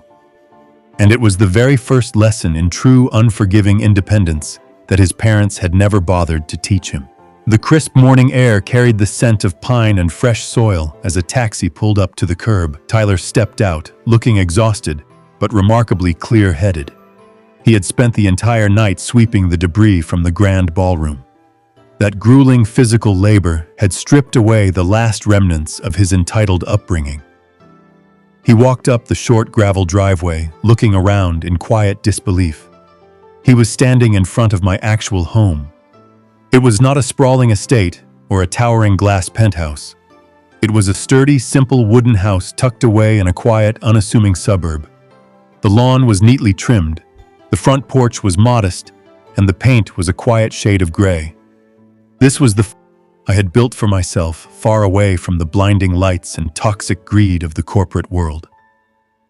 I was sitting on the wooden porch swing, holding a mug of black coffee, watching my grandson approach. Tyler climbed the 3 wooden steps and stood before me. He did not look like the arrogant his parents had tried to mold him into. He looked like a young man who had just woken up from a very long, very dark nightmare. He kept his eyes fixed on the wooden floorboards for a long moment, before looking up at me. His voice was heavy with shame as he apologized. He told me he was deeply sorry for everything his parents had done. He apologized for living comfortably on money that was stolen from me, and he apologized for never questioning the lies he had been fed his entire life. I took a slow sip of my coffee and nodded. I told him that an apology was a good start, but words were ultimately cheap. I explained that true character was built by what a man did after he said he was sorry. Tyler swallowed hard, shifting his weight nervously. He told me that his entire life had been completely upended. With his parents facing federal prison and their assets completely frozen by the government, he was left with absolutely nothing.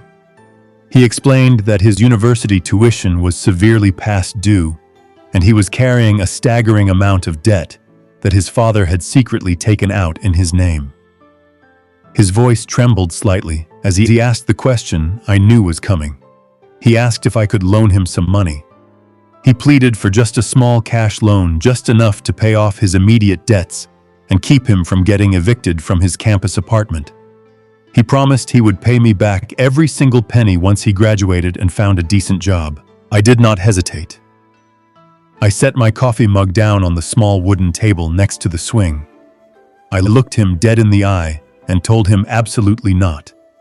I stated firmly that I would not give him a single cent in cash. Tyler flinched as if I had physically struck him. He opened his mouth, perhaps to argue or to beg, but I raised my hand to stop him before he could utter a single sound. I told him that handing over raw cash was the exact same mistake I had made with his father. I explained that blind financial coddling was a deadly poison. It had turned his father into a lazy, entitled criminal who believed the world owed him a living. I told Tyler that I loved him too much to infect him with that exact same disease. I was not going to write a magic check and rob him of the opportunity to learn how to survive on his own. I reached down to the floor beside my swing and picked up a plain manila folder. I held it out to him. Tyler took it with trembling hands and opened it. Inside was a legally binding contract I had drafted with Oliver early that morning. I explained the strict terms very clearly. I told Tyler that my foundation would pay his university tuition directly to the school administration. He would not see a single dime of that money in his own bank account. In exchange for this support, he was required to work 20 hours a week as a clerk at the $150 trust. He would be filing paperwork, answering phones, and directly helping the elderly victims his parents had so viciously despised. I told him he would earn a standard hourly wage, and he would use that specific wage to pay for his own rent, his own food, and his own debts.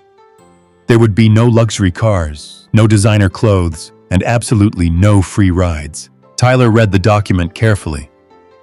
I watched his face, waiting to see if the toxic pride his mother had instilled in him would suddenly flare up. I waited to see if he would throw the folder down and walk away in anger, feeling insulted by the offer of manual labor. But he did not. A profound, overwhelming sense of peace washed over his tired features.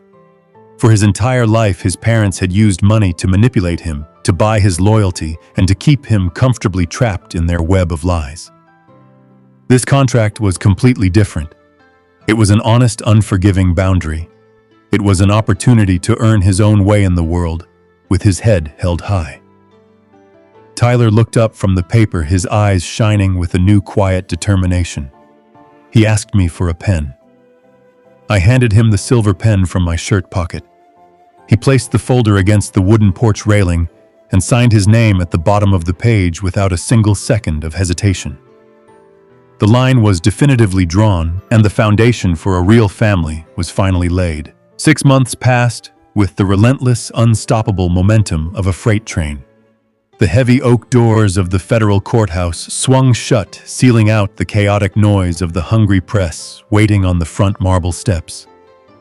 The courtroom was packed to absolute capacity, filled with journalists, former investors, and curious onlookers wanting to witness the final chapter of the city's most infamous family betrayal. I sat in the polished wooden chair of the witness stand, calmly adjusting the cuffs of my tailored suit. Across the wide aisle, sitting at the stark metal defense table, were Brian and Nicole. They did not look like the arrogant corporate royalty who had paraded down the red carpet half a year ago. Their bespoke suits and emerald gowns had been stripped away, replaced by dull, oversized standard-issue prison jumpsuits. Brian looked completely hollowed out. His posture had collapsed, his skin was pale, and his eyes darted nervously around the imposing room. I looked at him, and I did not feel a single ounce of pity. I did not feel a rush of furious anger either.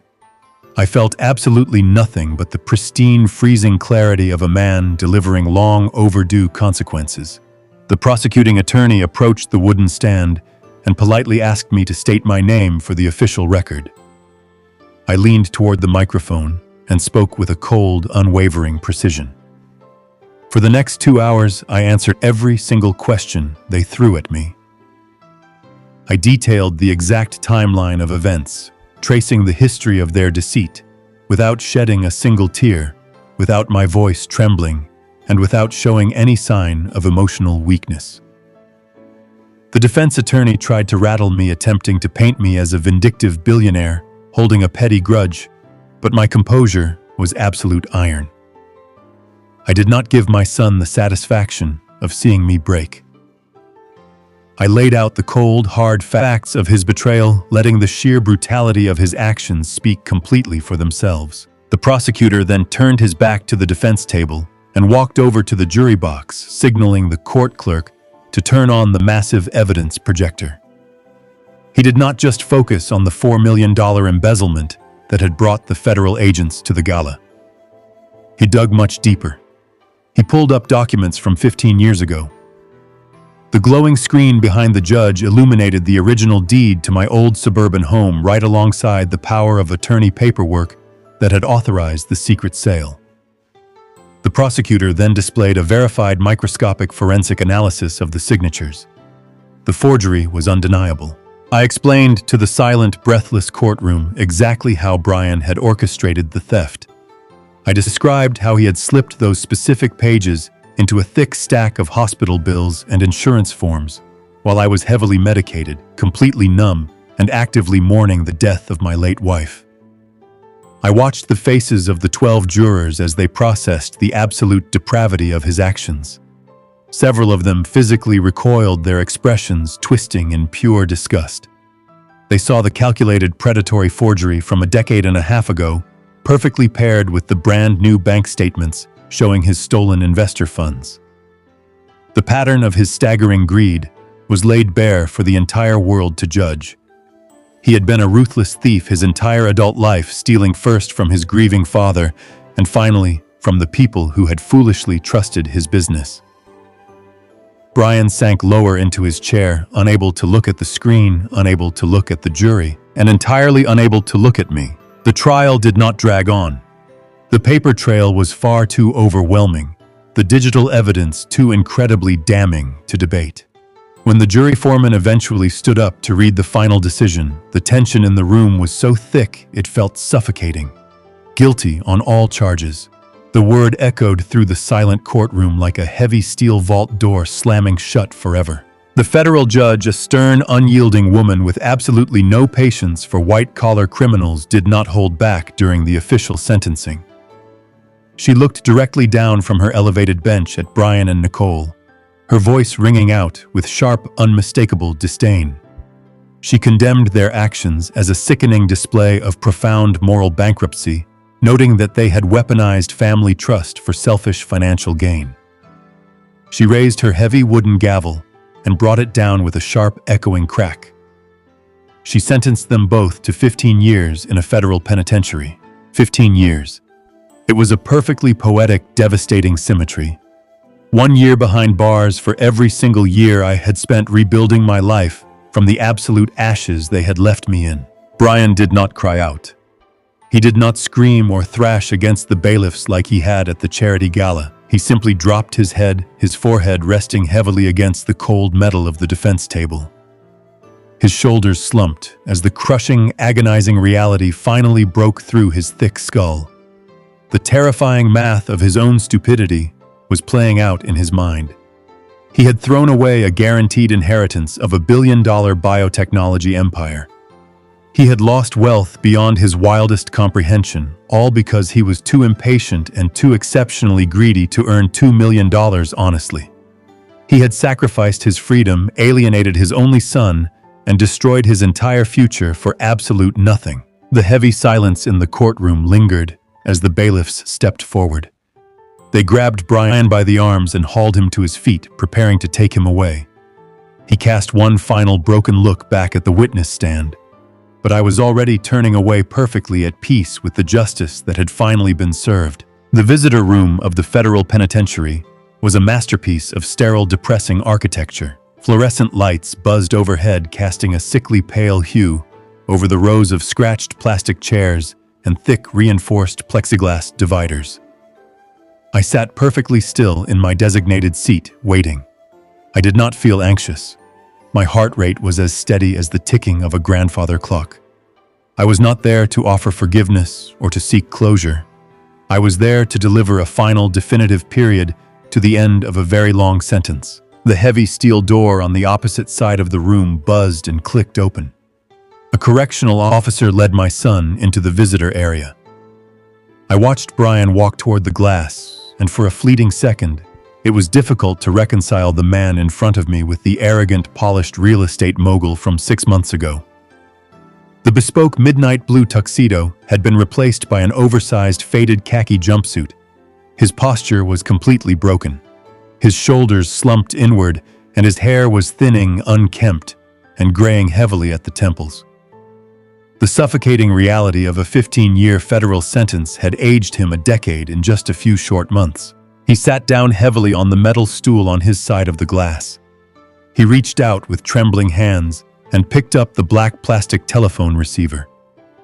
I mirrored his action, lifting the heavy handset to my ear. For a long moment, the line was completely silent, except for the harsh sound of his erratic breathing. He looked at me through the smudged plexiglass, his eyes red and bloodshot. "Dad," he whispered, his voice cracking. "Thank you for coming. I did not think you would ever want to see me again." I remained completely silent, letting his words hang in the sterile air between us. The silence forced him to keep talking, to fill the void with the performance he had undoubtedly rehearsed in his cell. He leaned closer to the glass, resting his forehead against the barrier. "I am so sorry," he cried, his voice dripping with a pathetic, desperate sorrow. "I was wrong. I was so incredibly wrong. I lost everything, Dad. I lost my company, my wife, my son. I sit in that cell every single night thinking about what I did to you. I just want you to know how deeply sorry I am." I listened to his apology. It sounded entirely hollow, empty of any genuine remorse. It was the apology of a man who was sorry. He got caught, not a man who regretted the pain he had caused. I kept my face an absolute mask of stone, giving him absolutely nothing to work with. When he realized that his tearful performance was not going to break through my armor, he wiped his eyes and shifted his posture. The sorrow vanished, replaced instantly by a familiar, creeping urgency. The fundamental parasitic nature of his personality could not be hidden for long. "It is so hard in here, Dad." He continued, his tone shifting smoothly from apologetic to whining. "The food is completely inedible. The conditions are terrible. I have absolutely nothing left. They stripped all of my accounts. Tyler will not even answer my letters. I am completely alone." He paused, swallowing hard. He looked at me with a desperate, hungry expression. "I was wondering," he stammered, "if you could just do me one tiny favor. Just a small deposit into my prison commissary account. Just enough so I can buy some decent food and basic supplies. You have billions, Dad. A few $100s would mean absolutely nothing to you, but it would change my entire life in here." There it was. The absolute, undeniable truth of who my son was. Even after losing his entire world, even after being sentenced to 15 years in a federal penitentiary for massive financial fraud. His very first instinct upon seeing the father he had betrayed was to ask for a handout. The greed was a terminal illness deeply rooted in his very DNA. I did not yell at him. I did not berate him for his breathtaking audacity. I simply reached into the inner pocket of my tailored suit jacket. I pulled out a small silver money clip. Slowly and deliberately, I slid 2 specific bills out from under the metal clip. I held them up, positioning them just inches from the thick plexiglass so he could see them clearly under the harsh fluorescent lights. 1 crisp $100 bill and 1 crisp $50 bill. Brian stopped whining. He stared at the money, his brow furrowing in deep confusion. He watched closely as I folded the bills neatly together. I leaned forward and pushed the money through the narrow metal transaction slot, positioned at the very bottom of the heavy glass divider. The folded bills slid through to his side, resting quietly on the metal ledge. Brian looked down at the money. He looked back up at me, his eyes darting frantically, searching my expression for an explanation. "Why?" he asked, his voice barely a whisper. "Why exactly $150? I kept the black plastics receiver pressed tightly to my ear. "Because, Brian," I replied, my voice absolutely frozen and unwavering. "That is exactly what you left me." I watched the realization physically hit him. I watched his mind snap back 15 years to a cold, empty driveway. He remembered the locks being changed. He remembered packing up his car and driving away. He remembered leaving his grieving father with nothing but a pathetic, crumpled wad of cash and a cruel handwritten note telling me to figure it out. The sheer devastating weight of the poetry crushed him entirely. He stared down at the $150 sitting on the metal ledge. The full, horrifying spectrum of his public and private humiliation washed over him in a violent tidal wave. It was not a lifeline. It was a mirror reflecting his absolute monstrosity right back at him. Brian covered his face with his hands, and burst into loud, uncontrollable sobs. His tears were not a performance this time. They were tears of profound, inescapable shame. He wept as the crushing reality of his 15-year sentence finally anchored itself to his soul. I did not offer him a final word of comfort. I pulled the heavy plastic receiver away from my ear and set it gently back onto its metal hook, cutting off the sound of his pathetic crying. I stood up from the hard plastic chair. I buttoned my suit jacket, pulling my shoulders back and lifting my chin. I turned around and walked toward the heavy steel exit doors of the visitor center. I did not look back. My posture was perfectly straight, completely unburdened by the ghost of the son I used to know. The final thread tying me to a lifetime of unappreciated sacrifice had been permanently severed, forever cutting off any trace of pity. 2 years flew by with the quiet, steady rhythm of a life finally lived on my own terms. I found myself sitting in the front row of a massive sunlit university stadium. The morning air was warm and filled with the buzzing electric energy of graduation day. I was wearing a sharply tailored charcoal suit, resting my hands comfortably on my lap. I was not sitting there as a corporate titan or a billionaire philanthropist. I was simply a grandfather waiting to see the young man who had successfully rebuilt his entire life from absolute scratch. I watched the sea of students in their black caps and flowing gowns. Tyler was seated among them. He looked absolutely nothing like the broken, terrified boy who had collapsed on the marble steps of a luxury hotel 2 years ago. He had completely transformed. He had worked 20 grueling hours a week filing paperwork at my foundation while carrying a heavy course load at the university. He had paid for his own rent, bought his own groceries, and learned exactly what it meant to earn his place in the real world. He had not asked me for a single penny in cash since the morning we signed that strict employment contract on my front porch. A heavy, expectant hush fell over the sprawling stadium as the university dean stepped up to the wooden podium to introduce the valedictory speaker. When the dean called the name of Tyler, a profound wave of pride washed over my entire body. Tyler stood up and walked up the steps to the main stage with a strong, confident posture. He adjusted the tall microphone and looked out over the massive crowd of proud parents and graduating students. He did not talk about his mother or his father. He did not mention the massive public scandal or the federal prison sentences that had completely shattered his past. Instead, he spoke about the heavy, unforgiving weight of reality and the true meaning of absolute independence. Tyler gripped the edges of the podium, and his voice rang out clear and unwavering over the massive stadium speakers. He told the thousands of people listening that the greatest lesson he ever learned did not come from a heavy textbook or a prestigious lecture hall. He said it came in the form of a push broom and a crumpled $150. He spoke about how incredibly easy it is to become trapped in the toxic illusion of privilege and how completely blinding unearned wealth can be. He told the crowd that true survival is not about finding someone who is willing to rescue you when you fall.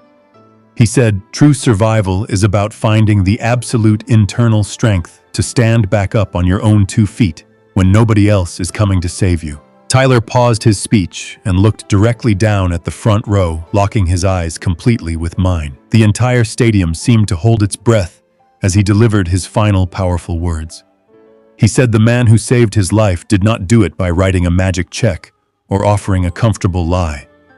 He said the man who saved him did it by drawing a hard, unforgiving boundary and demanding absolute accountability. He smiled a strong, genuine smile and told the silent crowd that the man who taught him the true value of a hard-earned dollar and the priceless nature of self-respect was his grandfather. The applause that erupted through the stadium was absolutely deafening. I sat in my chair listening to the roaring crowd, feeling an incredible warmth spread through my chest. I did not clap wildly or shout his name, but the immense quiet satisfaction I felt was deeper than any corporate victory I had ever experienced. The boy had finally become a man. After the formal ceremony, the manicured campus lawns transformed into a chaotic sea of celebrating families, posing for pictures, and exchanging joyful hugs. I stood near the edge of the graduation stage, waiting patiently. Tyler navigated through the massive crowd, walking straight toward me, with his hard-earned diploma gripped tightly in his right hand. He stopped right in front of me. We did not exchange 1,000 emotional words. We did not need to. We understood each other with a perfect crystal clarity that only comes from mutual absolute respect. A fellow student passing by offered to take a picture of us. I stood shoulder to shoulder with my grandson, looking toward the camera lens. I did not force a polite camera-ready expression. For the very first time in over 15 years, a real, genuine smile broke across my face. It reached all the way to my eyes. Looking at the young man standing beside me, I realized that the ashes of a deeply toxic family had been completely swept away by the wind. In its place stood a brand new foundation built entirely on honesty, unyielding boundaries, and a love that was finally truly earned. I returned to the quiet sanctuary of my private study at the very top of the city. The massive mahogany desk was completely clear except for a single thick, leather-bound folder resting perfectly in the center. Oliver stood near the heavy wooden doors holding his familiar briefcase. He did not say a word as I walked over and opened the folder. It was the comprehensive annual impact report for the $150 trust. I ran my hand over the crisp pages, slowly absorbing the sheer magnitude of what we had built together over the last 24 months. The numbers printed on the heavy paper were absolutely staggering. The foundation had fully funded aggressive legal defense teams for over 3,000 elderly individuals across the country. These were vulnerable people who were actively being defrauded, manipulated, and intimidated by their own flesh and blood. I read through the briefcase summaries, detailing how our network of ruthless corporate lawyers had successfully frozen illegal asset transfers and recovered stolen retirement funds. We had fought back against forged powers of attorney and placed hundreds of abusive family members behind bars. I read about a 70-year-old widow who had been locked out of her own home by her daughter. Because of our rapid legal intervention, she was sleeping safely in her own bed tonight, while her daughter awaited federal trial. The small, pathetic sum my son had left me on that kitchen counter had officially blossomed into an unstoppable financial juggernaut of pure, relentless justice. I closed the heavy leather folder, feeling a profound weight lift from my shoulders. I walked slowly over to the floor to ceiling windows. The late afternoon sun was casting long, golden shadows across the sprawling city skyline, painting the glass towers in brilliant shades of copper and amber. I looked out over the vast grid of streets, feeling an absolute, unshakable stillness settle deep inside my chest. For 15 long years, I had carried the heavy, suffocating burden of my son's betrayal. I had spent countless sleepless nights staring at the ceiling, wondering where exactly I went wrong as a father. I used to agonize over how the little boy I raised had mutated into such a cold, calculating monster, willing to leave me to die on the street. But looking down at the city bathed in the fading sunlight, I finally realized the undeniable truth. The infection was never my fault. Greed is a terminal, insidious disease that some people simply choose to contract. I did not destroy my son or his wife. I did not seek out petty emotional revenge. I simply removed the safety net of my wealth and held up a massive mirror to their absolute moral bankruptcy. I allowed them to suffer the exact devastating consequences they had so eagerly and meticulously prepared for me.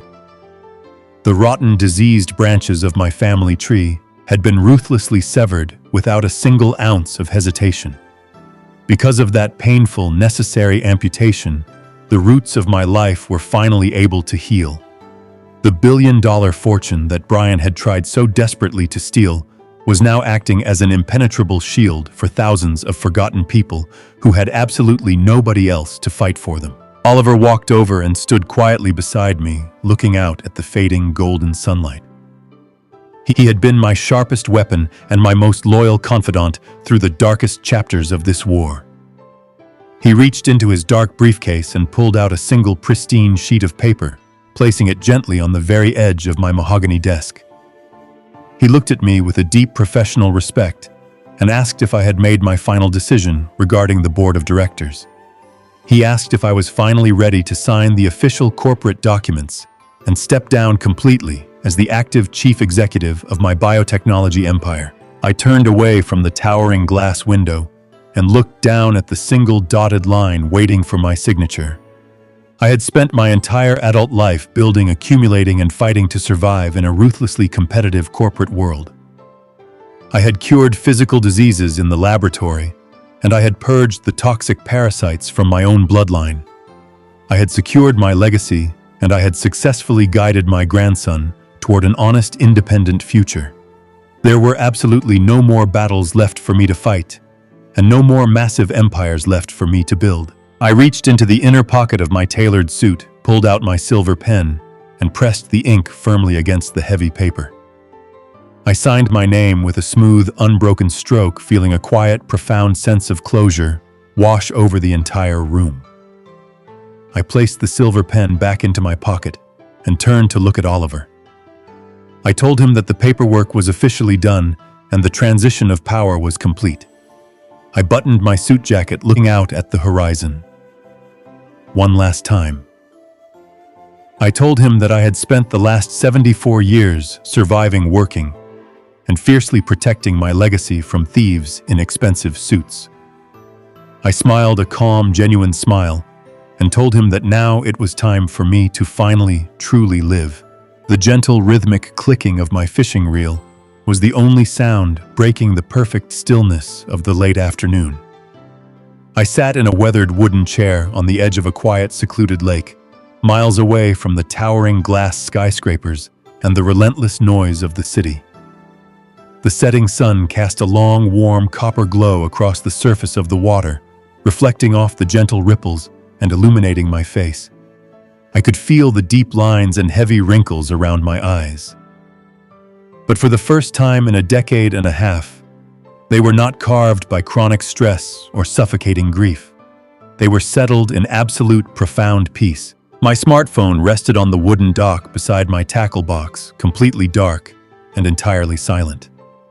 There were no more frantic, buzzing notifications. There were no more panicked voicemails from a son begging for a $2 million lifeline to save himself from federal prison. There were no more pathetic, manufactured lies wrapped in the sickening disguise of familial love. The toxic, deafening noise that had violently interrupted my life had been permanently and ruthlessly silenced. The air out here was crisp and incredibly clean, completely untainted by the desperate greed of a man who had viewed his own father as an expiring bank account. I cast my line out into the deep water, watching the small red bobber settle gently on the glassy surface. I took a slow, deep breath and thought about the staggering, unimaginable distance between the man I was and the man I am today. 15 years ago, I was a discarded, broken shell of a human being standing on a cold, concrete driveway. I was a grieving widower who had just been thrown out like a bag of worthless garbage, expected to simply fade away and die quietly in the shadows. My son and his wife thought my silence was absolute submission. They confused my crushing heartbreak for terminal weakness. They forgot one fundamental, undeniable truth about the man who raised them. I do not lay down and surrender. I did not just survive the cruel, twisted game they forced me into. I completely dismantled it. I bought the board, I changed the pieces, and I rewrote every single rule of their pathetic, parasitic existence. I took the absolute worst betrayal a parent could ever suffer and weaponized it into an impenetrable financial shield for thousands of forgotten people. I did not seek a loud, violent revenge.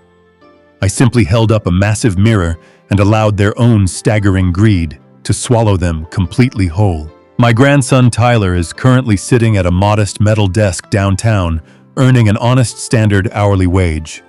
He is paying his own monthly rent, balancing his own budget, and building a future based entirely on genuine hard work.